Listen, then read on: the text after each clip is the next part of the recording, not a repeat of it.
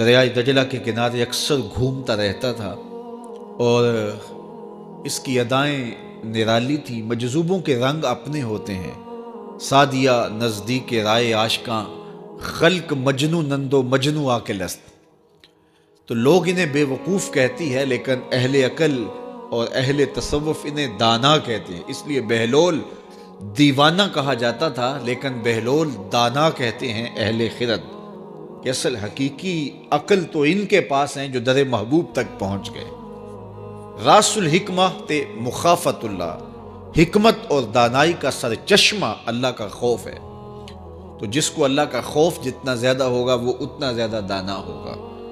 تو یہ لوگ اسی راستے کے مسافر ہوتے ہیں، اور کسی تجلی کے وفور سے شیشہ عقل ٹوٹ جاتا ہے تو پھر ان کی کچھ حرکتیں غیر مرتب ہو جاتی ہیں، تو لوگ سمجھتے ہیں یہ دیوانے ہو گئے ہیں۔ اصل تجلیات کے وفور سے ان کے ہوش ٹکانے نہیں رہے، لیکن ان کے دل پر وہی تجلیات منعکس ہوتی رہتی ہیں، تو انہیں دیوانے کہہ دیا جاتا ہے، لیکن حقیقت میں یہ دانا ہوتے ہیں۔ ان کے اندر کی دنیا مرتب ہوتی ہے، لیکن باہر کی دنیا غیر مرتب ہوتی ہے۔ اٹھنے بیٹھنے کا کبھی پتہ نہیں ہوتا، کھا لیا تو لے لیا، نہیں کھایا تو دو دو دن گزر گئے۔ پہننے کو کچھ میسر آ گیا تو ٹھیک ہے، نہ میسر آیا تو کئی کئی دن گزر گئے۔ تو ان کو اپنے ظاہر کا خیال نہیں ہوتا، ان کی نظر مشاہدہ جمال پہ ہوتی ہے، اور پھر یہ دنیا سے اور اپنے آپ سے بھی بیگانے ہو جاتے ہیں، اور لوگ انہیں دیوانہ کہہ کے پکارتے ہیں۔ میں دریائے دجلہ کے کنارے حضرت سری سختی کے مزار پہ حاضر ہوا، تو حضرت جنید بغدادی اور حضرت شیخ شبلی کے مزار پہ، حضرت ذوالنون مصری کے مزار پہ، اور دیگر مزار، یہ سارے دجلہ کے کنارے واقع ہیں۔ تو وہاں بچے کھیل رہے تھے، تو ہم نے ان بچوں سے پوچھا کہ یہاں کوئی اور مزار بھی ہے؟ تو انہوں نے اشارہ کر کے بتایا کہ آپ اس سمت جائیں تو آگے بہلول دانا کا مزار ہے۔ تو شوق تھا تو ہم وہاں گئے، تو بہلول دانا کا مزار تھا، باہر لگا ہوا تھا بورڈ، تو شکستہ سا مزار تھا، ہم اندر داخل ہو گئے۔ تو میں نے بہلول دانا کی قبر دیکھی کہ اس کی قبر کے اوپر جو غلاف پڑا ہوا تھا وہ بھی آدھا تھا اور پھٹا ہوا تھا۔ میں نے کہا فقیروں کی جو علامتیں ہوتی ہیں وہ مرنے کے بعد بھی پائی جاتی ہیں۔ آج بھی مجذوبیت کا رنگ اس کی قبر پہ نمایاں ہے، اور میں نے دوستوں کو کہا جو میرے ساتھ تھے، میں نے کہا دیکھو کو جو ہوتے ہیں نا مجذوب، بعض کا کپڑے بھی واجبی ہوتے ہیں ان کے اوپر، تو یہ دیکھیے کہ اس کا غلاف بھی جو ہے وہ آدھا ہے، اور وہ بھی جگہ جگہ سے پھٹا ہوا ہے، تو اس کی قبر بھی اس کے جذب کی کہانی سنا رہی ہے۔ تو یہ دریائے دجلہ کے کنارے گھومتا تھا، اور لوگ اس سے ملتے تو جو اس کی زبان سے نکلتا وہ پورا ہو جاتا۔ تو ایک دن دریائے دجلہ کے کنارے یہ گھوم رہا تھا کہ ہارون رشید اپنے مکان کی، اپنے محل کی چھت پہ ٹہلتے ٹہلتے بہلول کو دیکھتا ہے، تو خادموں کو کہا کہ ذرا اسے میرے پاس حاضر کرو۔ شاہی حکم نامہ تھا۔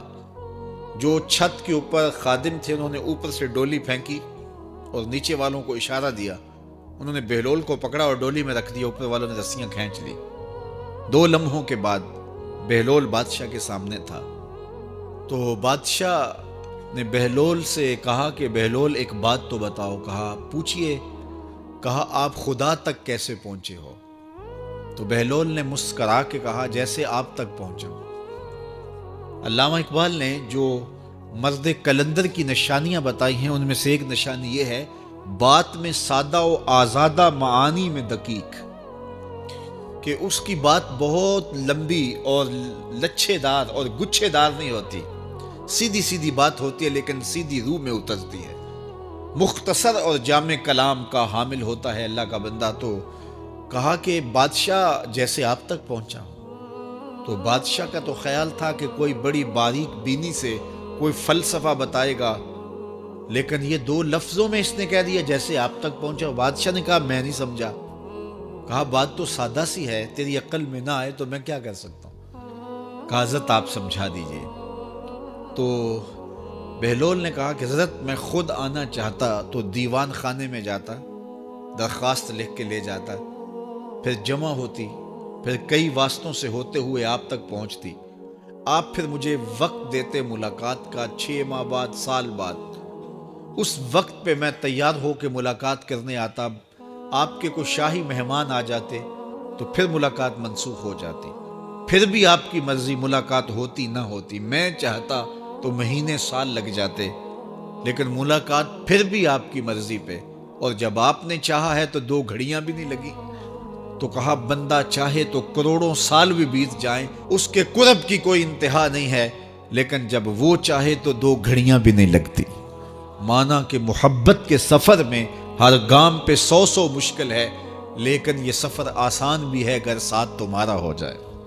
تو کہا کہ قل ان کنتم تحبون اللہ فاتبعونی یحببکم اللہ، کہ اگر تم اللہ سے محبت کرتے ہو تو آسان طریقہ تمہیں بتا دیتے ہیں، میرے محبوب کی چوکھٹ پہ آ جاؤ، اللہ اکبر، جس کو تم ڈھونڈنے نکلے تھے وہ تمہیں وہاں مل جائے گا، اور تم اس سے محبت کا دعویٰ رکھتے تھے وہ تم سے محبت کا دعویٰ کرے گا، اور پھر جب تم اس کے محبوب ہو جاؤ گے تو پھر جو تم کہو گے وہ کیوں نہیں ہوگا، کیونکہ محبوبوں کی تو بات مانی جاتی ہے نا۔ یہ نظام الدین اولیاء علیہ رحمہ کو محبوب الہی کہتے ہیں نا، ان کا واقعہ بھی علماء نے یہ لکھا ہے، صوفیاء نے، کہ ان کے شیخ حضرت بابا فرید الدین گنج شکر رحمۃ اللہ تعالی علیہ ایک دن موج میں آ گئے اور کہا کہ نظام الدین محب بنو گے یا محبوب بنو گے؟ تو یہ بڑی خدمت کرتے تھے اپنی شیخ کی، تو کہا کہ محب بنو گے یا محبوب؟ تو کہا حضرت اگر اجازت ہو تو اپنی ماں کو نہ پوچھاؤ۔ اللہ اکبر، ان لوگوں کی مائیں بھی تو صاحب حال ہوا کرتی تھی۔ تو کہا کہ اگر اجازت ہو تو اپنی ماں کو نہ پوچھاؤں کہ محب بننا ہے یا محبوب بننا ہے؟ کہا جاؤ تمہیں اجازت ہے۔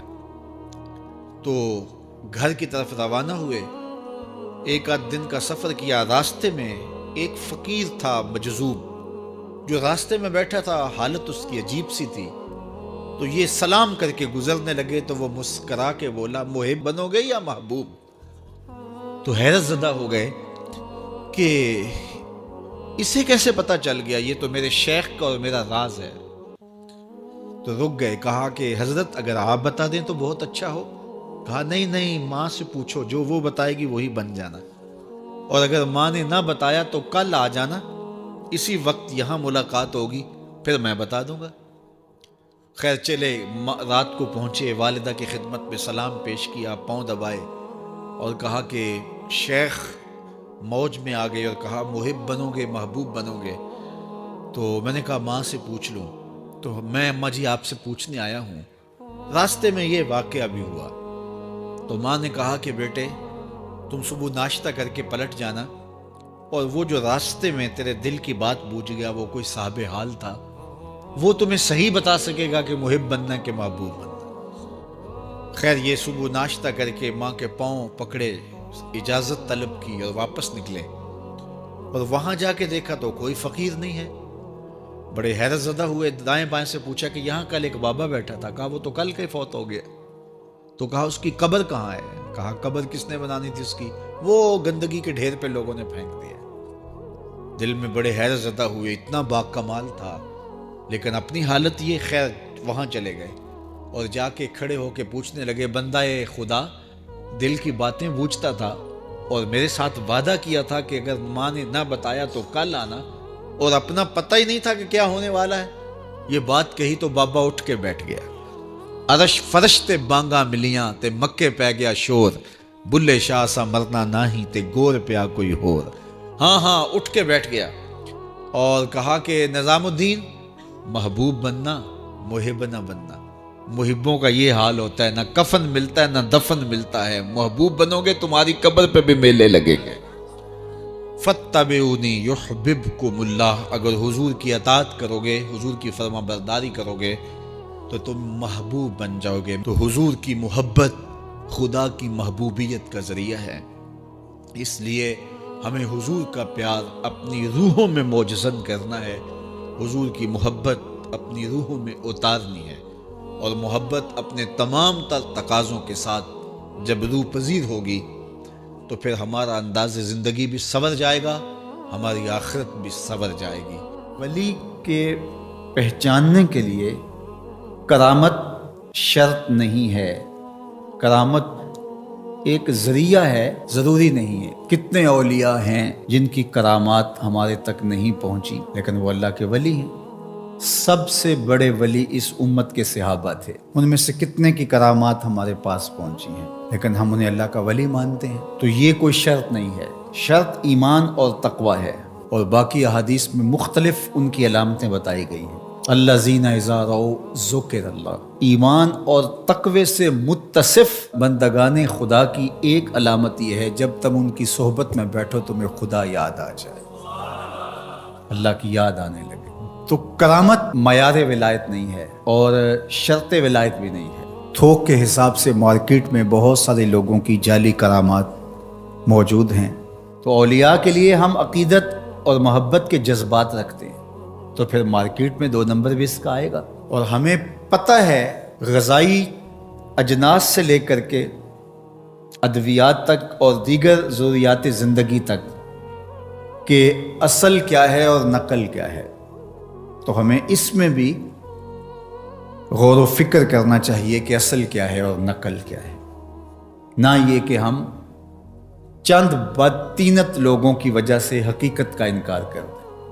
تو آج بھی کچھ لوگ ہیں جو کہتے ہیں جی چھوڑو، ہم نہیں مانتے کرامتوں شرامتوں کو، اس طرح کے لفظ بولتے ہیں، جبکہ کرامت کا من حیث الکرامت انکار کفر ہے۔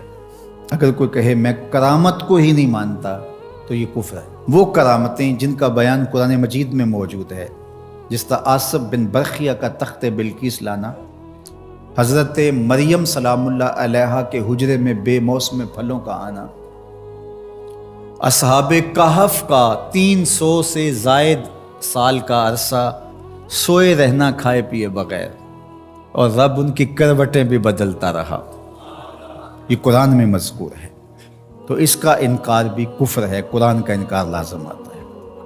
اگر کسی کرامت کا بیان حدیث متواتر میں ہو تو اس کا انکار بھی کفر ہے، لیکن ایسی کوئی کرامت نہیں جس کا ذکر حدیث متواتر میں ہو۔ البتہ احادیث مشہورہ اور احادیث احاد میں کرامات کا بیان موجود ہے، تو ان کا انکار بھی گمراہی ہے۔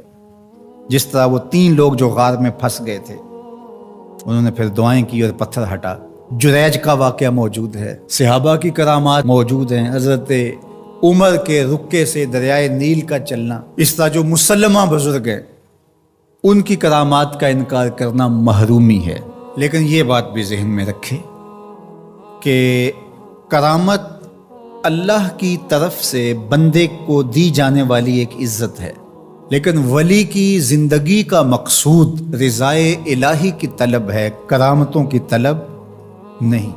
لیکن عمومی طور پہ ہمارے اسٹیجوں کے اوپر اولیاء کے حوالے سے جو بات کی جاتی ہے، بس آپ سننے کے لیے بیٹھے ہیں اور خطیب صاحب نے کان پہ ہاتھ دھرا اور 2-4 کرامتیں سنائی اور چلے گئے، معیار بتایا ہی نہ، جس کے نتیجے کے اندر بہت سارے عوام اس سے غافل ہوتے ہیں۔